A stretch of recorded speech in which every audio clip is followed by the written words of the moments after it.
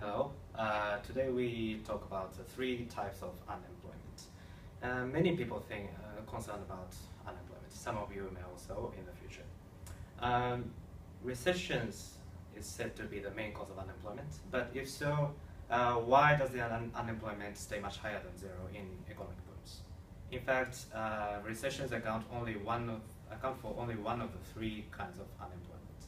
Then, what kinds of unemployment are there, and how can we deal with it? We like to talk about these kind of issues.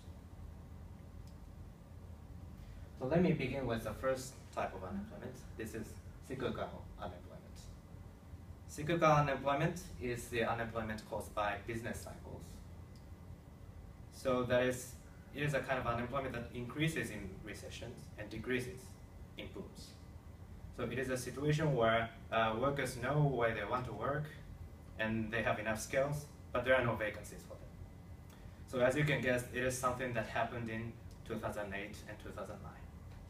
So to understand this kind of unemployment, let's look at this graph. This is a graph of US unemployment over time. And the shaded areas are recessions. And you can see that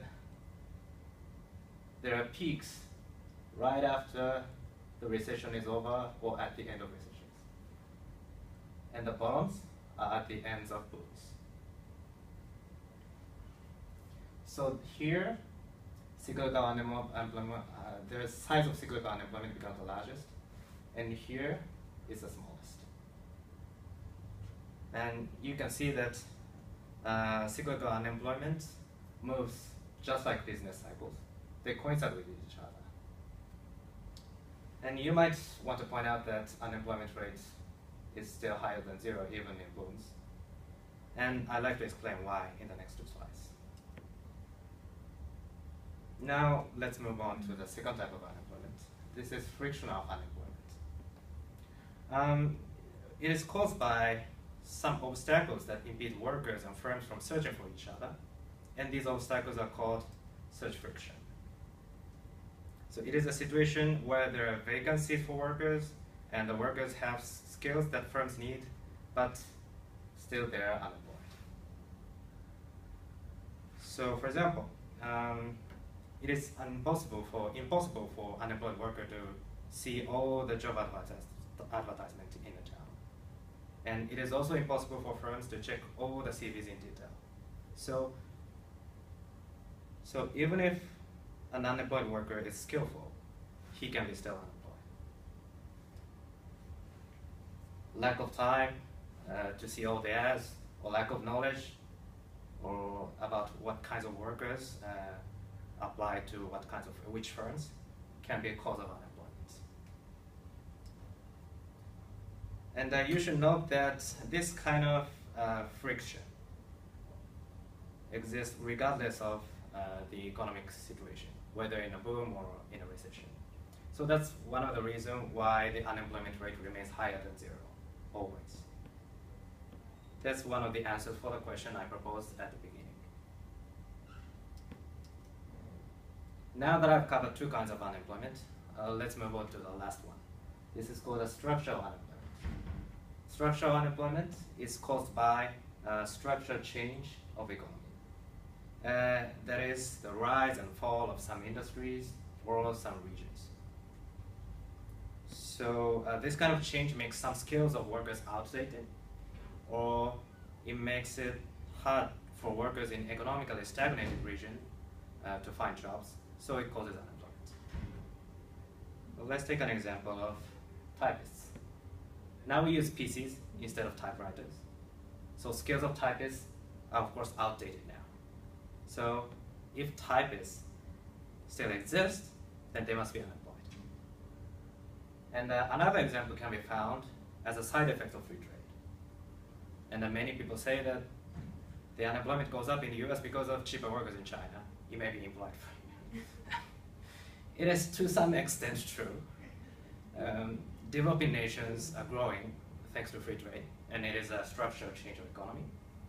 And since it is almost impossible for workers in the US to immigrate to China, they stay unemployed. So this is an example of structural unemployment. And just like frictional unemployment, this kind of thing occurs all the time. So this unemployment always exists, and the unemployment rate is higher than zero always. Finally, I'd like to briefly talk about the remedies for this kind of unemployment. So first, for cyclical unemployment, the basic strategy is to give some economic stimuli, like lowering interest rates or something, so that firms can easily borrow money and create jobs. And second, for frictional unemployment, the best policy is to facilitate job search by, say, improving the quality of job agencies, or say providing some some daycare centers where workers can leave their kids while the job search. And the last, for structural unemployment, the best way is to train workers so that they can acquire skills that firms need, or facilitate movement across regions. But there are some problems.